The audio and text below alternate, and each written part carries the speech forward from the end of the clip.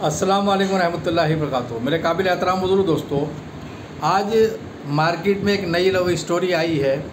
जैसे कि आप खूब जानते हैं, पबजी लव स्टोरी। जैसे कि आप जानते हैं कि एक सीमा हैदर नाम की औरत जो पाकिस्तान में रहती थी और वो 4 बच्चों की माँ है, और उसका जो शौहर है वो सऊदी में रहता है, जॉब करता है, और वहाँ से वो हज़ारों रुपए भेजता है और इसका घर का खर्चा चलता है। लेकिन ये अपने पति को और अपने मुल्क को छोड़कर एक ये पबजी खेलती थी, और उसके पबजी में इसको प्यार हो जाता है एक सचिन लड़के के नाम से, और वो उसके इतने प्यार में डूब जाती है कि चारों बच्चों को लेकर अपना मकान 12 लाख का बेचकर, जो इसने पति ने दिलवाया था इसके नाम था, उसको लेकर इंडिया में आ जाती है। और वो जो आती है इलीगल तरीके से आती है, कोई वो उसने वीज़ा नहीं ली, बल्कि उसने एक गलत रास्ता इख्तियार करा कि उसने पहले दुबई की टिकट ली, दुबई गई फ़्लाइट पकड़ कर, और वहाँ से दुबई से काठमांडू, और काठमांडू से फिर वो बस के ज़रिए नेपाल। और इसमें उसकी मदद करने वाला है वो सचिन, जो उसका जो आशिक है। सचिन ने उसको पूरी मदद करी है इलीगल तरीके में इंडिया में लाने के लिए। तो सबसे पहला एक मुद्दा ये है कि हमारी देश की सुरक्षा का, ये इंडिया की सिक्योरिटी का मसला है, इस पर चूक हुई है, और इस पर जिन लोगों ने चूक करी है और जिन लोगों ने इसको संरक्षण दिया है और जिन लोगों ने इसकी मदद करी है, उसके ख़िलाफ़ जांच होनी चाहिए और उसको सख्त से सख्त सज़ा मिलनी चाहिए कि ऐसे देश में कोई हमारे नहीं घुस सकता जब तक कि एक प्रोसीजर है जो वीज़ा का वो लेकर ना आए। तो ये बहुत बड़ा हादसा है, हमारे मुल्क के खिलवाड़ है हमारे सिक्योरिटी से। तो इसका एक जांच होनी चाहिए और इनके ख़िलाफ़ एक बहुत इनके सज़ा मिलनी चाहिए कानूनी तौर पर। दूसरा रुख इसका ये है कि अगर ये लड़की की जगह कोई एक लड़का मुसलमान होता और लड़की यहाँ की हिंदू होती, अगर वो यहाँ आता इलीगल तरीके से, तो उसको ज़मानत भी नहीं मिलती और पुलिस उसको छोड़ती भी नहीं और उसको जेल में सड़ा देती, और इसको पबजी लव स्टोरी नहीं देते, फिर इसका नाम होता पबजी जिहाद। अंधभक्त जो है इसको जिहाद का नाम देते कि पबजी जिहाद कर रहे हैं ये लोग, तो उसको ज़िंदगी भर जेल में सड़ा देते हैं। और इस लड़की को इन्होंने छोड़ रखा है और छोटी मोटी जांच करके इसको ज़मानत दे दी।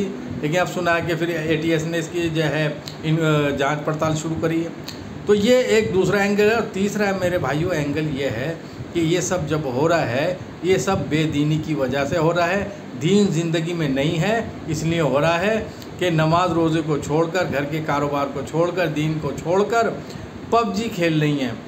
आज उसकी बात नहीं है, हज़ारों लड़कियां हमारे हज़ारों लड़के, नौजवान, नई नस्ल पबजी गेम खेल रहे हैं, दूसरे गेम खेल रहे हैं, फेसबुक पे व्हाट्सअप खेल रहे हैं। सारी सुबह से लेकर शाम तक, शाम से लेकर सुबह तक सिर्फ मोबाइल में वक्त गुजर रहा है, और ये गेम और फेसबुक पे जो है बेहूदगी की बातें चल रही हैं। और हज़ारों लड़कियां और हमारे हज़ारों लड़के गैर ईमान वालों से शादियां कर रहे हैं। आप रिकॉर्ड उठा लीजिए कहीं का भी कि हज़ारों लड़कियां और हज़ारों लड़के आपको गैर ईमान वालों से शादी करते हुए मिलेंगे। इसमें यही नहीं कि लड़कियां ही हमारी, इसमें लड़के भी बेदीनी की ज़िंदगी गुजार रहे हैं। ऐसा नहीं कि लड़के बहुत दीनदार हैं, लेकिन हाँ, तादाद लड़कियों की ज़्यादा बढ़ती जा रही है। वजह क्या है कि हम खुद बेदीन हैं, इनके माँ बाप बेदीनी की ज़िंदगी गुजार रहे हैं, इनकी औलादें भी बेदीनी की ज़िंदगी गुजार रहे हैं, इन्हें पता ही नहीं है। अल्लाह हम सब की हिफाज़त फरमाए। मेरे भाई, मेरी आपसे दरख्वास्त है, प्लीज़ आप दूसरों को भी नहीं देखो, अपने घर में तो कम से कम देख लो कि हमारे बच्चे क्या कर रहे हैं। हमारे बच्चे दीनदार हैं या बेदीनी में ज़िंदगी, नमाज़ पढ़ी नहीं पढ़ी, रमज़ान के महीने में रोज़े रख रहे हैं नहीं रख रहे हैं, कुरान की तिलावत कर रहे हैं नहीं कर रहे हैं, माँ बाप का फ़र्ज़ अदा कर रहे हैं नहीं कर रहे हैं, पड़ोसी का हक़ अदा कर रहे हैं नहीं कर रहे हैं, अल्लाह के हुक्म नबी के तरीके ज़िंदगी में गुजार रहे हैं नहीं गुजार रहे हैं। कम से कम हर आदमी अपने बीवी बच्चों को ध्यान कर ले, अपनी माँ बहनों की हिफाजत कर लो मेरे भाइयों, और उनकी जो है देखभाल कर लो। आपका बच्चा लड़का हो या लड़की, कि वो सुबह शाम तक अगर मोबाइल में बैठा है तो क्या काम कर रहा है, उसके कारोबार क्या है, उसके ऐसी कौन सी चीज़ें आ गई जो सुबह से शाम तक वो उसमें मोबाइल में घुसा हुआ है।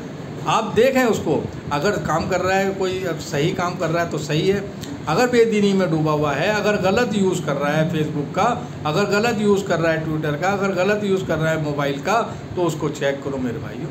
आप बड़े हो, बाप हो, भाई हो, अगर बड़े हो तो थोड़ा सा उनसे सख्ती से बात करो, और छोटे हो तो अपने थोड़ा सा प्यार नरमी से बात करो, और अपने घर वालों की ज़िंदगी में दिल लाने की कोशिश करो।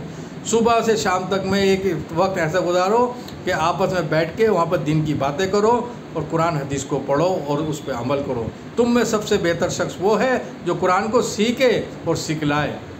तो अल्लाह ने ये कहा है कि कुरान को पढ़ो, समझो, सीखो, उस पर अमल करो। तो मेरे भाइयों, थोड़े से घर में एक आधे घंटे की यह है तालीम करो।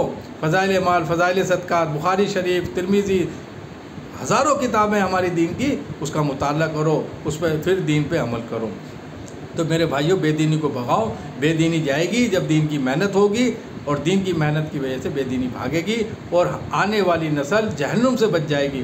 खुद भी जहन्नुम से बचो, अपने अहलो वयाल को भी जहन्नुम से बचाओ, अपने पूरे इलाके को जहन्नुम से बचाओ। पूरी दुनिया के हमें ज़िम्मेदार बनाया गया है कि एक एक आदमी जहन्नुम से बच के जन्नत में चले जाए।